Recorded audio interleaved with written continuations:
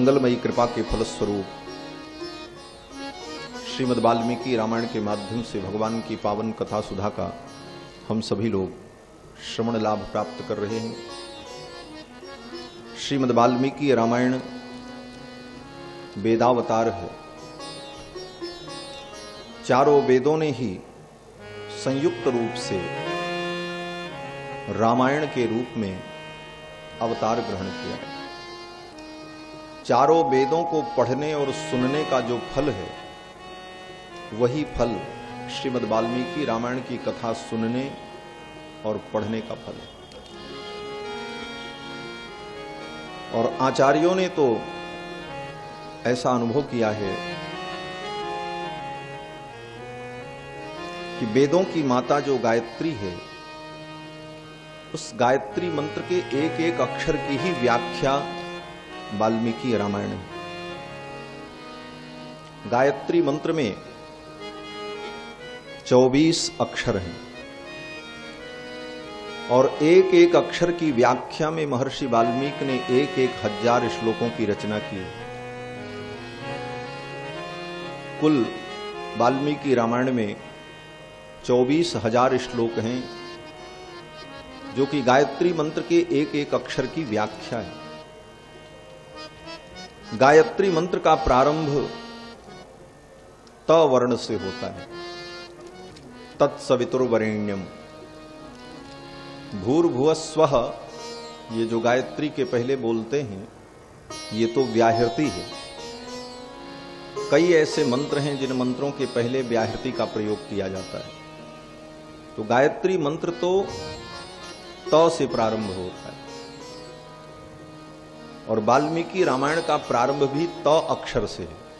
तपस्वाध्याय निरतम तपस्वी वाग्विदाम्बरम नारदम परिपप्रच्छ वाल्मीकिर्मुनिपुंगवम।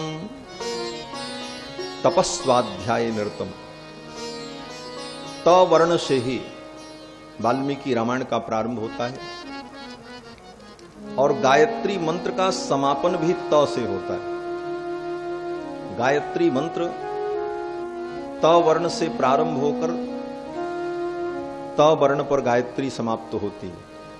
तत्सवितुर के त से लेकर प्रचोदयात, तो दोनों त को मिला दीजिए तो क्या होगा? बोले तत्, और तत् ही ब्रह्म है। हरि ओम तत्सत, हरि ओम तत्सत, इसीलिए कहते हैं।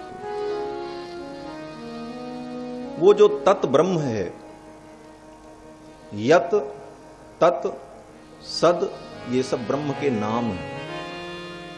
और तत् जो ब्रह्म का नाम है, उसी की व्याख्या तत्सवितुर्वरेण्यम भर्गो देवस्य धीमहि धियो यो नः प्रचोदयात्। और फिर इस मंत्र के एक एक अक्षर की व्याख्या ही वाल्मीकि रामायण।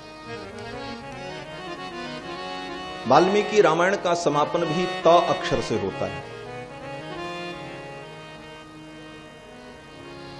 और गायत्री मंत्र के जो प्रतिपाद्य देवता हैं, वही वाल्मीकि रामायण के भी प्रतिपाद्य हैं।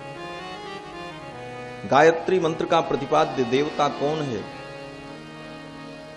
बोले सविता देवता। ऐसे लोग गायत्री का मतलब समझते हैं कोई देवी, लेकिन गायत्री मंत्र के देवता सविता हैं। गायत्री मंत्र में किसी देवी का नाम ही नहीं है। तत्सवितुर्वरेण्यम भर्गो देवस्य, देव का नाम है, देवी का नाम नहीं है। गायत्री मंत्र के देवता सविता हैं। सविता का मतलब सूर्य भगवान, लेकिन केवल सूर्य भगवान नहीं, सूर्य मंडल के अंतर्यामी जो नारायण परमात्मा है, वो सविता है। इतना अर्थ है सविता का। ध्येय सदा सवृति मंडल मध्यवर्ती नारायण सरसिजासन सन्निविष्टः केवूरवान् मकर कुंडलवान् किरीटी हारी हिरण्मय वपुर्धृत शंख चक्र। शंख चक्र गदा पद्म को धारण करने वाले भगवान श्रीमन्नारायण ही सूर्य मंडल के अंतर्गर्भ में विराजमान वो दिव्य शक्ति हैं, वो दिव्य ज्योति हैं, जिनको सविता देवता कहा जाता है। और बाहर जो उनका आभा मंडल दिखता है उसको हम लोग सूर्य कहते हैं। तो सूर्य कहने से सूर्य भगवान के सहित सूर्य के अंतर्यामी नारायण का भी बोध होता है। किस प्रकार से? बोले जैसे कोई व्यक्ति हो और कहा जाए ये कौन है, बोले सुमंत है। तो सुमंत जी का मतलब क्या? बोले सुमंत का अर्थ ये हुआ कि 5 हाथ का इनका जो शरीर और उस शरीर के अंदर जो आत्मा, सब सुमंत, वहां तक सुमंत शब्द का अर्थ है। उसी प्रकार सविता और सूर्य शब्द का अर्थ क्या है? बोले उसके अंदर विराजमान भगवान नारायण, वहां पर्यंत। तो सूर्य नारायण भगवान जो सविता देवता हैं, उनके अंतर्यामी जो परमात्मा भगवान परब्रह्म हैं, उनका मंत्र गायत्री मंत्र है। और सूर्य भगवान का एक नाम है सविता। सविता का मतलब सविता वै प्रसविता, वेदों में लिखा है कि सविता का अर्थ है प्रसविता।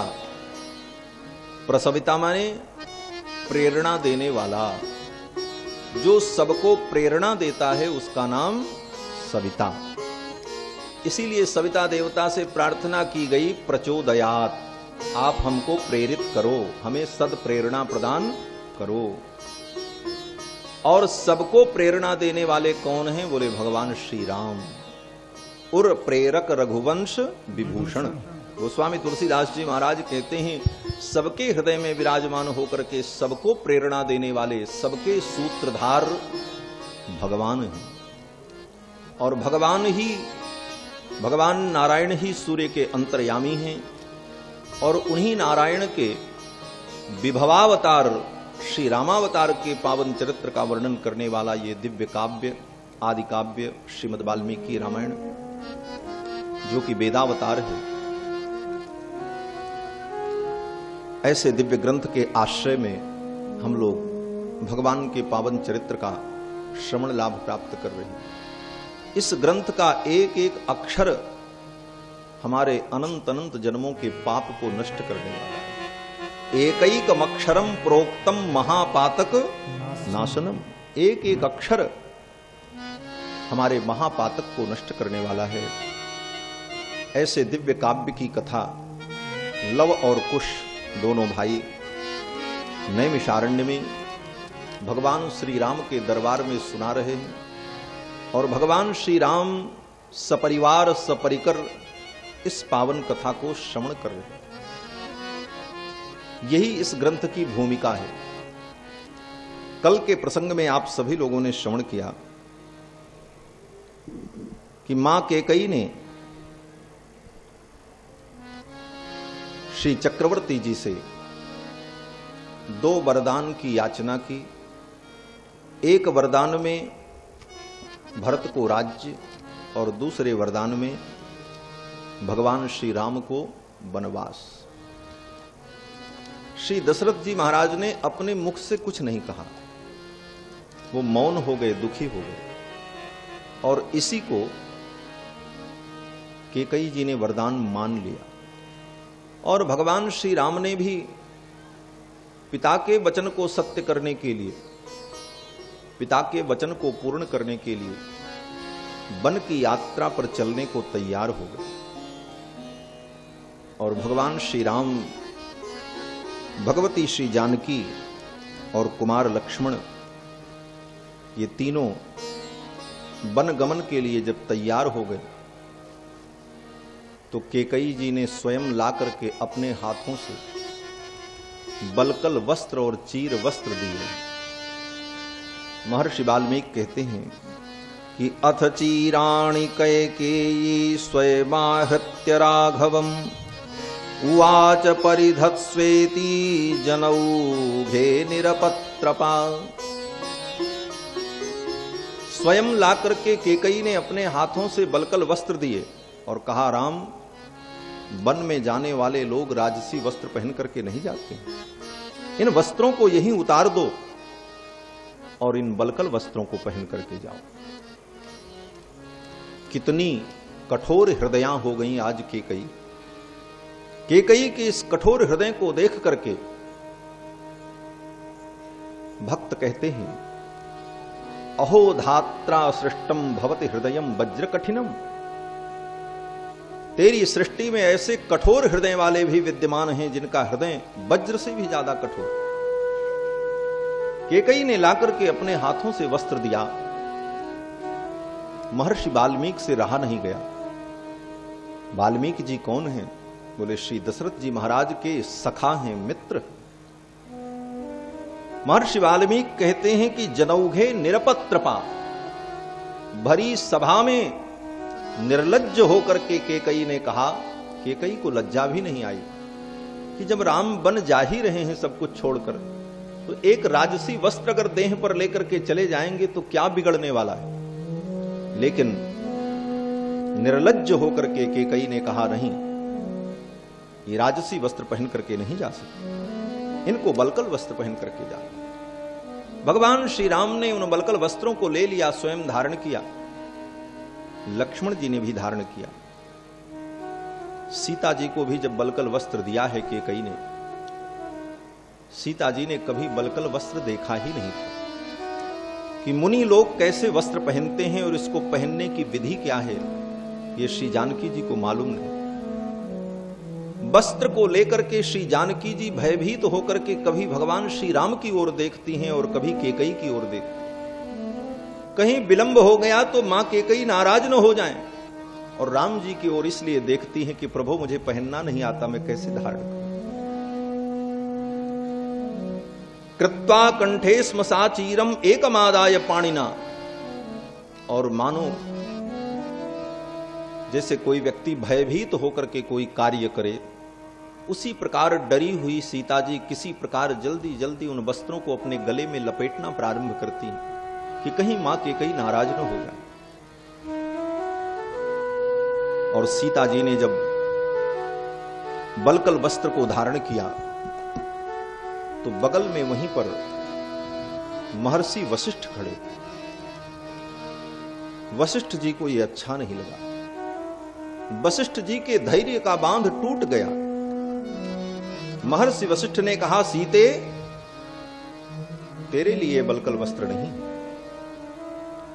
वनवास का वरदान तो राम के लिए केकई ने मांगा है, तुम तो अपनी स्वेच्छा से जा रही हो, इसलिए तुम्हारे लिए नियम लागू नहीं होता कि तुम बलकल वस्त्र पहन करके जाओ। निवार्य सीताम कैकेयीम वशिष्ठो वाक्यम अब्रवीत। सीता जी को बलकल वस्त्र पहनने से महर्षि वशिष्ठ ने रोका और केकई जी को डांटना शुरू किया। महाराज तो दुखी थे, महाराज कुछ बोल नहीं सकते थे, बाकी किसी की क्या हिम्मत की मां केकई को कुछ कह दे। लेकिन वशिष्ठ जी तो कुल गुरु हैं, सर्वश्रेष्ठ हैं, इनका अधिकार है। इन्होंने केकई को जो फटकार लगाई, वशिष्ठ जी ने कहा, अति प्रवृत्ते दुर्मेधे, अरे दुर्मेधे, अति प्रवृत्ते, तू अपनी सीमा का अतिक्रमण कर रही है। कैकेयी कुलपांशिनी, अय कुल कलंकिनी, कुल का नाश करने वाली। वंचयित्वा तु राजानम न प्रमाणेव तिष्ठति, तूने राजा को ठग लिया, महाराज को ठग लिया, और तू अपने सीमा का अतिक्रमण कर रही है। सीता इसी प्रकार राजसी वस्त्रों को धारण करके ही वन में जाए, और तू क्या समझती है कि राम के चले जाने पर ये अयोध्या अयोध्या रहेगी? तेरी ये भूल है। राम के चले जाने के बाद ये अयोध्या वन बन जाएगा, और राम जिस वन में रहेंगे वो वन ही अयोध्या बन जाएगा। और जो महर्षि वाल्मीकि ने कहा है, मानो राष्ट्र की परिभाषा बताई है महर्षि वाल्मीकि। राष्ट्र की परिभाषा क्या है? बोले राष्ट्र का एक ध्वज हो, राष्ट्र की एक निश्चित सीमा हो, राष्ट्र का कोई एक नायक हो, तो वो राष्ट्र हो जाएगा? बोले कदापि नहीं। महर्षि वाल्मीकि कहते हैं कि नहि तद्भविता राष्ट्रम यत्र रामो न भूपति। एक पंक्ति में राष्ट्र की परिभाषा बता दी महर्षि वाल्मीकि ने कि नहि तद्भविता राष्ट्रम यत्र रामो न भूपति। जिस राष्ट्र के राजा राम नहीं होते वो राष्ट्र राष्ट्र नहीं होता है। राष्ट्र की यही परिभाषा है, जिस राष्ट्र के स्वामी राम हो। तद वनम भविता राष्ट्रम यत्र रामो निवस्यसि। भगवान राम जहां निवास करेंगे वो वन ही राष्ट्र हो जाएगा और ये अयोध्या वन बन जाएगा। इसलिए केकई तू अपनी सीमा में रह। महर्षि वाल्मीकि ने जब केकई जी को डांटा तो केकई जी शांत हो गई। भगवान श्री राम ने वल्कल वस्त्र धारण किया, लक्ष्मण ने वल्कल वस्त्र धारण किया और तीनों चलने को तैयार हो गए। लक्ष्मण जी ने सुमित्रा जी के चरणों में प्रणाम किया, मां से विदा ली। मां सुमित्रा ने प्रसन्नता पूर्वक अपने पुत्र लक्ष्मण के सिर पर हाथ फेरा और कहा, बेटा आज तेरा भाग्योदय हो गया। लक्ष्मण जी ने कहा, मेरा भाग्योदय? मेरा भाग्य तो रघुनंदन के चरणों में है और इन्हें वनवास हो रहा है और आप कह रहे हो भाग्योदय हो गया। सुमित्रा जी कहती हैं, लक्ष्मण तुम्हारे ही भाग राम बन जाएं, तुम्हारे ही भाग्य से राम वन में जा रहे। लक्ष्मण जी ने कहा, इसमें मेरा क्या भाग्य है, क्या सौभाग्य है? सुमित्रा ने कहा, लक्ष्मण राम के चरणों की सेवा के लिए तुम लालायित रहते थे। यहां इतने सेवक, इतने दास दासी कि तुम्हें अकेले राम के चरणों की सेवा करने का अवसर नहीं मिलता था, लेकिन अब तो तुम्हें अकेले राम की सेवा का अवसर मिलेगा। यह तुम्हारा सौभाग्य है। और बेटा राम की सेवा में कभी मुझे मत याद करना, मेरा कभी स्मरण मत करना। क्यों? बोले, मैं तुम्हारी मां नहीं हूं। तुम्हारी मां सीता है और तुम्हारे पिता राम हैं। इन्हीं माता पिता की सेवा करना यही तुम्हारा धर्म है। तात तुम्हारी मातु वैदेही, पिता राम सब भांति स्नेही। तुम्हारी मां सीता है और पिता श्री राम हैं और जहां रघुनाथ जी जंगल में रहेंगे वही तुम्हारे लिए अयोध्या है। अवध तहां जहां राम निवासु, तहीं दिवस जहां भानु प्रकाशु। दिवस कहां होता है? बोले, जहां सूर्योदय होता है। तो राम जहां रहेंगे वहीं अयोध्या होगी। कभी अयोध्या का स्मरण मत करना, अयोध्या को कभी याद मत करना लक्ष्मण। सुमित्रा जी ने कहा कि रामम दशरथम विद्धि, राम को ही पिता समझना। माम विद्धि जनकात्मजाम, जनकात्मजा सीता को मां समझना। अयोध्याम अटवीम विद्धि, जंगल को ही अयोध्या समझना। गच्छतात यथा सुखम, हे तात सुख पूर्वक जाओ, प्रसन्नता पूर्वक जाओ। इस प्रकार मां सुमित्रा ने अपने पुत्र लक्ष्मण को विदा किया। बंधुओं, संसार में माताएं तो बहुत हैं, लेकिन संतों ने जो माताओं की गणना की है, यथार्थ में अगर देखा जाए तो इस दुनिया में केवल 3.5 माता हुई, 4 माता भी नहीं। ये 3.5 माताएं कौन कौन है? एक माता तो सुमित्रा है। माता वही है जो अपने पुत्र को भगवान के चरणों में लगाती। उसका मातृत्व उसी दिन सफल हो जाता है जिस दिन उसका पुत्र भगवान का भक्त हो जाता है। पुत्रवती जुबती जग सोई, रघुबर भगत जास सुत होई। पुत्रवती जुबती जग सोई, रघुबर भगत जास सुत होई। रघुबर भगत जास सुत होई। रघुबर भगत जास सुत होई। पुत्रवती जुवती जग सोई, वही मां पुत्रवती है जिसका पुत्र भगवान के चरणों का दास बन जाए। और मां सुमित्रा ने अपने पुत्र लक्ष्मण को भगवान के चरणों का दास बना करके विदा कर दिया। एक मां तो सुमित्रा है और दूसरी मां बोले भक्त प्रहलाद की मां कयाधु, जिन्होंने अपने पुत्र प्रहलाद को भगवान के चरणों का परम भक्त बना दिया।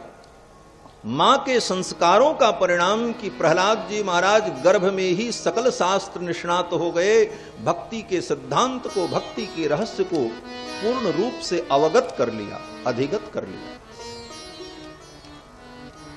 असुर कुल में उत्पन्न होकर के भी श्री प्रहलाद जी महाराज भगवान के परम भक्त हुए। ये मां की कृपा, ये दूसरी मां है। और तीसरी मां बोले तीसरी मां मदालसा है, जिन्होंने अपने 4 पुत्रों को भगवान का परम भक्त बनाया। मां मदालसा के जब पुत्र उत्पन्न हुए तो मां मदालसा ने संकल्प किया कि मेरे गर्भ से उत्पन्न होने वाला पुत्र दोबारा संसार में किसी मां के गर्भ में ना आवे, उसे मुक्ति की प्राप्ति हो जाए। मैं अपने पुत्र को भगवान का भक्त बनाऊंगी, जिससे वो संसार सागर से मुक्त हो जाए, दोबारा संसार में उसे फिर ना आना पड़े और किसी मां के गर्भ में उसे ना आना।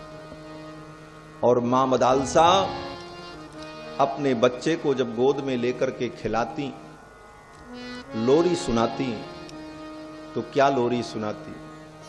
बचपन से ही अपने बच्चे को यही उपदेश देती कि शुद्धोसी बुद्धोसी निरंजनोसी संसार माया परिवर्जितोसी।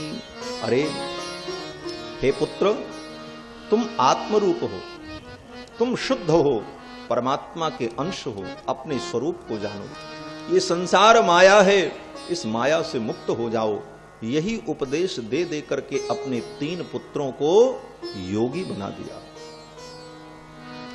पिता ने कहा, अरे देवी, सभी बेटों को तू सन्यासी बना देगी तो ये वंश परंपरा कैसे चले? एक को तो छोड़ दे। सबसे छोटे पुत्र, उनका नाम अलर्क। पिता के कहने पर मां ने कहा, ठीक है, आप कहते हो तो एक पुत्र को मैं छोड़ती। अलर्क को छोड़ दिया, लेकिन मां के हृदय में, मदालसा के हृदय में यह भावना बनी रही कि मेरा बेटा अलर्क कहीं माया में न फंस जाए। लेकिन उसके उद्धार के लिए भी मां मदालसा ने उपाय कर दिया। क्या किया? बोले एक पत्र लिखकर एक सोने की अंगूठी में बंद करके अपने पुत्र अलर्क की उंगली में पहना दिया और कहा, बेटा, इस अंगूठी को कभी खोलना मत। जब तुम्हें जीवन में सबसे बड़ी समस्या का सामना करना पड़े और कोई मार्ग तुम्हें न दिखाई पड़े, कोई सहारा न दिखाई पड़े, उस दिन इस अंगूठी को खोल करके इस पत्र को पढ़ लेना और पत्र में जो लिखा हो वो तुम करना। मां ने अपने छोटे पुत्र अलर्क की उंगली में पहना दिया। बेटा राजकाज करने लगा, घर गृहस्थी बस गई। मां ने सोचा अब वैराग्य होगा, अब वैराग्य होगा, लेकिन अलर्क तो संसार में रम गए। मां ने देखा ऐसे वैराग्य नहीं होगा। कुछ लोगों के हृदय में भगवान के चरणों में सहज अनुराग होता है तो हृदय में आघात लगता है तो व्यक्ति भगवान की ओर बढ़ जाता है। लेकिन कुछ लोग ऐसे होते हैं जिनको संसार की जब ठोकर लगती है तब वो भगवान की ओर बढ़ते हैं। मां ने सोचा ये ऐसे भगवान की चरण शरण में नहीं जाए, तो मां मदालसा ने अपने भाइयों से मिलकर गुप्त रूप से योजना बनाई और कहा कि मैं धन देती हूं, धन लेकर के संगठन तैयार करके मेरे पुत्र के राज्य के ऊपर आक्रमण कर दो और मेरे पुत्र के राज्य को तहस नहस कर दो। मदालसा ने स्वयं अपने पुत्र के राज्य के ऊपर भाइयों के द्वारा आक्रमण करवा दिया। अलर्क चारों तरफ से घिर गए, बचने का कोई उपाय नहीं। उस स्थिति में जब अलर्क ने पत्र को खोल करके देखा तो उस पत्र में मां ने यही लिखा था, बेटा ये संसार मिथ्या है, इस संसार की किसी वस्तु से आसक्ति करोगे तो दुख होगा। तुम तो शुद्ध आत्म रूप हो, ब्रह्म रूप हो, अपने स्वरूप का चिंतन करो और इस प्रपंच से मुक्त हो जाओ। शुद्धोसी बुद्धोसी निरंजनोसी संसार माया परिवर्जितोसी। अलर्क ने उस पत्र को पढ़ा और उसी समय उन्होंने सब राज्य छोड़ दिया, ले जाओ। और भगवान का स्मरण करते हुए अलर्क जी महाराज तप करने के लिए चले गए। मां मदालसा को संतोष हो गया कि चलो मेरा चौथा पुत्र भी भगवान के चरणों में लग गया। ये तीसरी मां मदालसा हुई। एक मां सुमित्रा, दूसरी कयाधु, तीसरी मदालसा, और आधी मां कौन है? बोले ध्रुव जी की माता। ध्रुव की मां सुनीति ने भी अपने पुत्र ध्रुव को भगवान के चरणों में लगाया। लेकिन कब? बोले जब सौतेली मां ने फटकार लगाई, सौतेली मां के द्वारा पुत्र का अपमान हुआ, उस समय सुनीति ने अपने पुत्र को कहा, बेटा तू भगवान का भजन कर, भगवान की कृपा से जीव को सब कुछ प्राप्त हो जाता है। तो मां सुनीति के कहने पर श्री ध्रुव जी महाराज भगवान की आराधना करने के लिए, तप करने के लिए चले गए। लेकिन वो भी तप जो ध्रुव जी ने किया वो लौकिक सुख की प्राप्ति के लिए, राज्य की प्राप्ति के लिए किया। भगवान के चरणों में भेजा तो माने, लेकिन राज्य की प्राप्ति के लिए, लौकिक सुख की प्राप्ति के लिए अपने पुत्र को भगवान के चरणों में लगाया। इसलिए इनको भी पूरी मां का ओहदा नहीं मिला, आधी मां है, पूरी ये भी नहीं। तो मां तो वही है जो अपने पुत्र को भगवान के चरणों में लगाती है। पुत्रवती जुवती जग सोई, पुत्रवती जुवती जग सोई, पुत्रवती जुवती जग सोई, रघुबर भगत रघुबर भगत जासु सुत होई, रघुबर भगत रघुबर भगत जासु सुत होई, पुत्रवती जुवती जग सोई, पुत्रवती जुवती जग सोई। सुमित्रा जी ने कुमार लक्ष्मण को भगवान की सेवा में लगाकर विदा कर दिया। तीनों रथ पर बैठ करके चल पड़े। सुमंत जी महाराज रथ लेकर के चल रहे हैं। ज्यों ही रथ महल के द्वार से आगे बढ़ा, आर्त शब्दो ही समजने स्त्रीणाम अंतःपुरे महान। महाराज के अंतःपुर में महान आर्तनाद हुआ। ये महान आर्तनाद क्यों है? बोले श्री दशरथ जी महाराज की 350 रानियां एक साथ विलाप करने लगी भगवान श्री राम की। आप कल्पना करो, किसी महल के अंदर 350 स्त्रियां एक साथ करुण क्रंदन करने लग जाएं, वो आर्त ध्वनि कैसी हो? इसीलिए महर्षि वाल्मीकि कहते हैं कि आर्त शब्दो हि समजने स्त्रीणाम अंतःपुरे महान। लेकिन भगवान श्री राम तो कर्मयोगी हैं।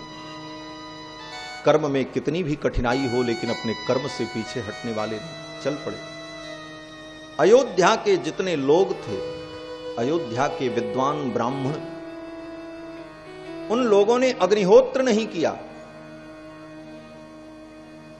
अग्निहोत्री ब्राह्मण जो होते हैं, अगर एक समय वो अग्निहोत्र न करें तो उनको प्रायश्चित्त करना पड़ता है। लेकिन भगवान राम वन में जा रहे हैं, इस दुख के कारण इतने दुखी हैं कि सब ने कहा भाड़ में जाए अग्निहोत्र। जब राम ही नहीं रहेंगे तो धर्म लेकर के मैं क्या करूं? ब्राह्मणों ने अग्निहोत्र तक नहीं किया। अग्निहोत्र हजारों वर्षों से बह रही है, उसका वही मार्ग है। लेकिन महर्षि वाल्मीकि कहते हैं कि ददृशे तमसा तत्र वारयन्ती वराघवम। मानो वो तमसा नदी भगवान को रोकना चाहती, राम अब मत जाओ। वो नदी ही मानो बाधक बनकर के खड़ी हो गई। राम भगवान का वारण करने लगी, रोकने लगी मानो। और भगवान वहीं रुक गए। तमसा नदी के तट पर रात्रि विश्राम किया है। सभी लोग पैदल चलते चलते थक गए थे। सब लोग जो जहां पाया वो वहीं लेट गया, सो गया, भूमि पर ही। भगवान श्री राम, कुमार लक्ष्मण, जानकी, सब लोग वहीं पेड़ के नीचे तमसा के तट पर बैठ गए। जब सबको नींद आ गई तो भगवान श्री राम ने कहा, सुमंत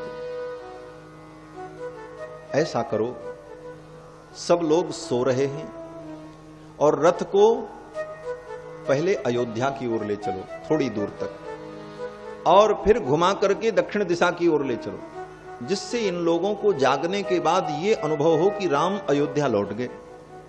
तो ये लोग अयोध्या लौट जाएंगे और फिर हम लोग रात्रि में यहां से निकल चलते हैं।